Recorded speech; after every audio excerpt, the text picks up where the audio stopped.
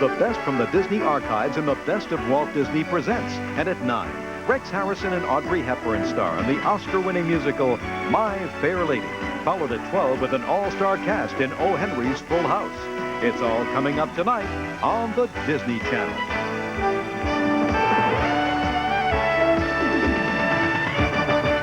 Thanks, Jerry. You're welcome, Mickey. More than anything else, Tony loves to sing. His dream to become a Vienna choir boy is met with many obstacles. Music, singing, standing up on a platform in a sailor suit. I won't have it. I'm the leader in this choir. I will be for a year yet. And I'm not singing any duets with any new kid. But with the help of a very special friend, Tony gets a chance. They're Almost Angels, a heartwarming story for this holiday season. Season's greetings from the Disney Channel.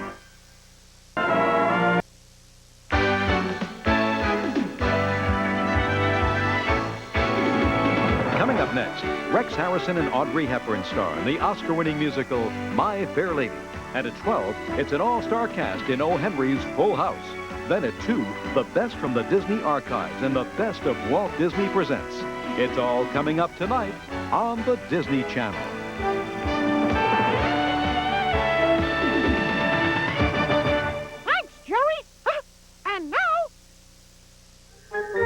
Season's greetings from the Disney Channel. Ideas for the present, dreams for the future.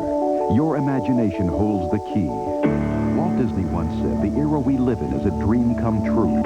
But there are still plenty of avenues to explore. The Disney Channel invites you to join us now and imagine.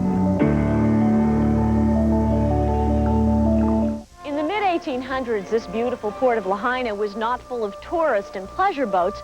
It was full of whaling ships. Lahaina was the whaling capital of the world, and at that time, the capital of Hawaii. Over 500 vessels weighed anchor here, taking on supplies for the hunt. And by the turn of the century, huge ships with harpoon guns had killed thousands of humpback whales who had come to these waters to spawn. But today, researchers are using Zodiac boats and cameras to hunt this gentle giant of the Pacific, hoping to help them survive.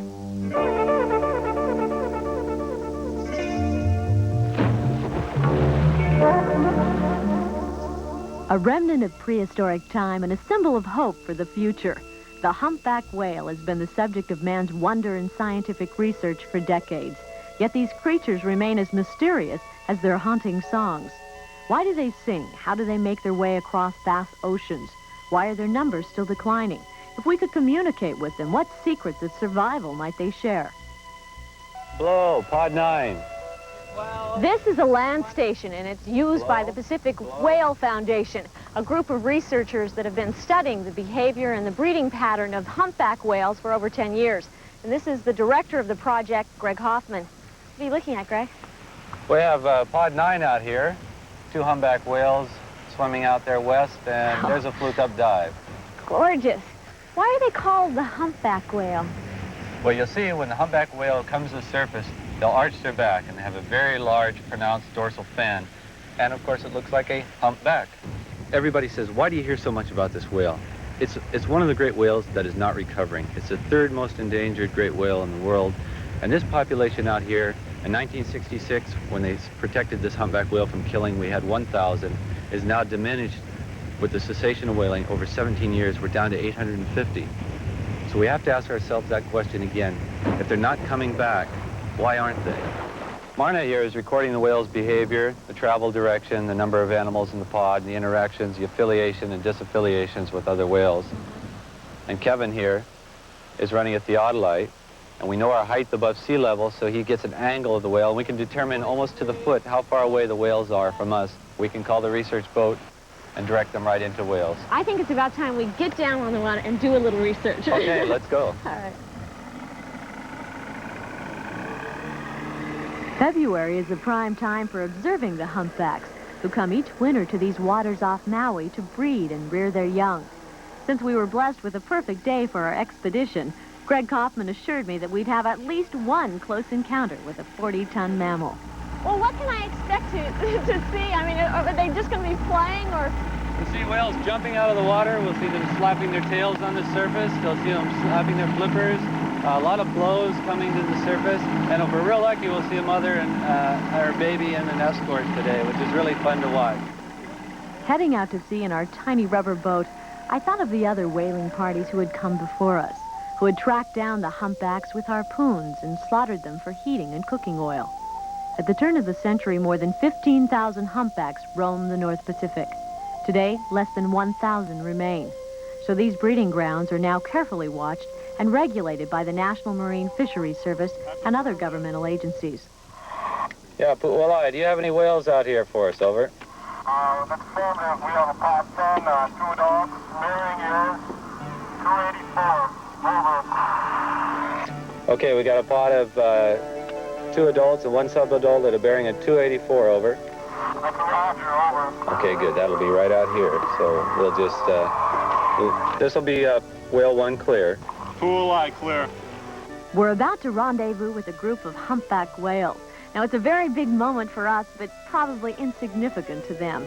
Here we are, using sophisticated navigation and communication tools to travel a few miles on the surface of the sea, while these creatures have traveled over 4,000 miles to this spot, without a compass or a road map or even a star to guide them. How the humpbacks accomplished this miracle of pathfinding is still a mystery to scientists. Some believe that whales have magnetites in their brains, a sensing device that allows animals like homing pigeons to orient themselves to the Earth's magnetic field. We do know that humpbacks throughout the world migrate each winter from their polar feeding grounds to warm waters near the equator, where they breed and nurse their young. Most of the northern Pacific humpbacks feed in the coastal waters of Alaska and then travel to Maui for the winter months. But in some years, many of the whales that normally winter in Maui decide to spend the season off Baja California instead. And this complex pattern of migration has left the experts totally baffled. But no matter how much you read and study about humpbacks, nothing can prepare you for the moment you first meet them face to fluke.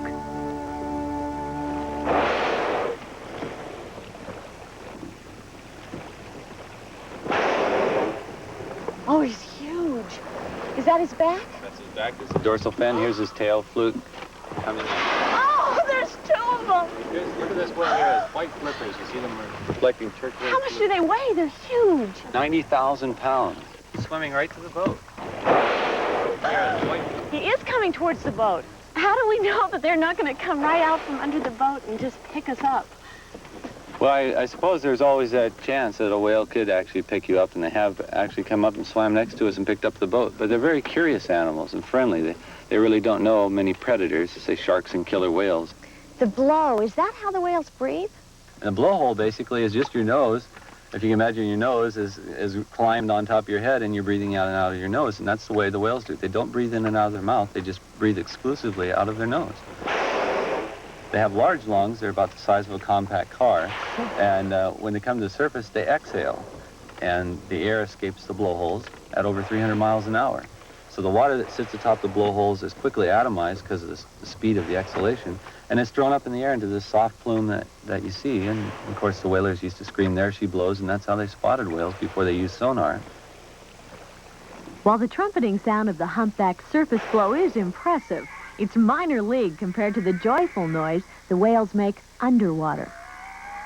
Humpback whales actually sing songs, and we call them songs because they make a series of sounds or notes, and they string these notes together to form phrases, and they'll sing these themes over and over again and compose a song. How long is the song? The song is really quite long. It's the longest song, naturally occurring song of all animals on this planet. A bird song, say, it's 3 to 4 seconds, a little longer. A humpback whale song is about 15 minutes long. The longest I've ever heard is about 24 minutes. And we recorded a whale singing out here one day, nonstop, for 14 and a half hours, No. believe it or not. Now, the way in which we record whales singing is we have an underwater microphone or a hydrophone, and this is what it is, very simple, like this. And let's drop it over the side of the boat and place the headphones on your head, and we'll see if we have a whale singing out there.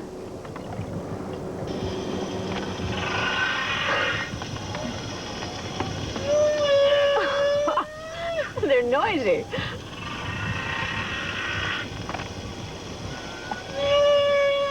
That's one whale. Unbelievable. It's one single whale singing that song. Researchers have yet to solve the many mysteries of the humpback's haunting melodies. However, they do know that the whales sing only in their breeding grounds during the winter. And when they first arrive in Maui for the season, the whales all sing the same basic song. But as the season progresses, individual whales begin to improvise on the theme so that new songs evolve. Now, apparently only the males sing, so these songs may be mating calls, underwater serenades that can be heard for more than 1,000 miles. Humpbacks don't have vocal cords, and they don't produce bubbles when they sing, so they must produce the songs by moving air inside their bodies.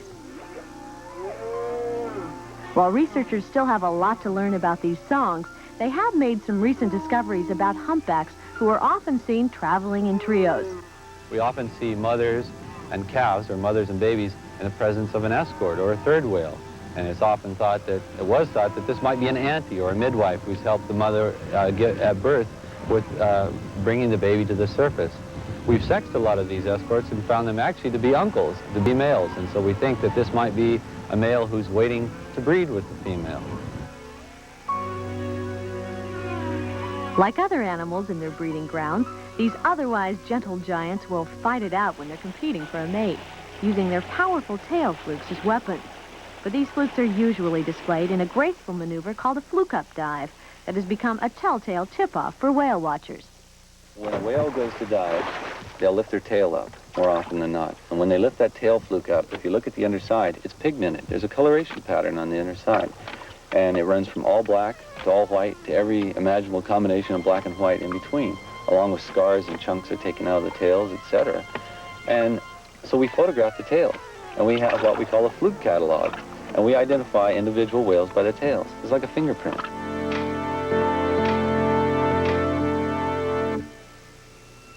The research continues, and each discovery seems to pose yet another question. Why do the humpbacks leap into the air? Why do they sing? Why do they come here? Will they return? Questions that must be answered soon. I learn something new every day when I'm out here with the whales. It's really an exciting feeling to be with an animal that's outlived the dinosaurs, has been on this planet for so long, yet we don't even know what they are. We don't even know why they exist in the oceans. What would happen if all the whales went extinct? What would it mean to all of us? That's really the ultimate question. We don't want to wait till all the whales disappear, until we can't see these beautiful animals swimming around out here doing their graceful antics. And once they're all gone, like we say, extinction is forever. You can't make another whale. And I'd hate to see them all disappear before we even ever have a chance to know what is a humpback whale. You can read about Moby Dick, you can see photographs in books, but there is nothing like seeing the beauty, the power, and the grace of a humpback whale firsthand. At this point, all we know about them only adds up to a marvelous mystery that future generations will have a chance to solve, hopefully. I'm Michelle Russell from the winter playground of the humpback whale in Maui.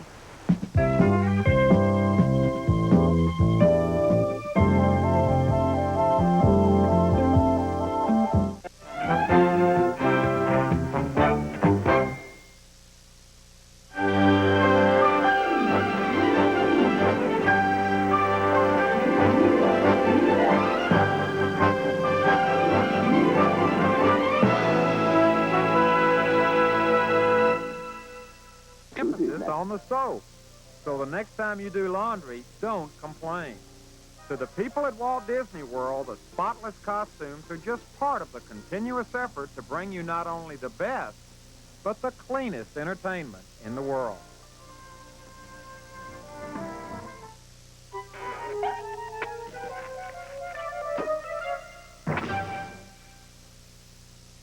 Take a boat. Take a train. Take a plane south of the border with Donald Duck and his friends. Donald, Jose, now we're three gay caballeros. From party crashers to piñata smashers. From hot tamales to a grand finale. You'll run for cover when Donald turns Latin Lover. A Disney Channel premiere, The Three Caballeros. On the next Raccoons. No gold, no deal. You'll get your gold. I'm Bert Raccoon, man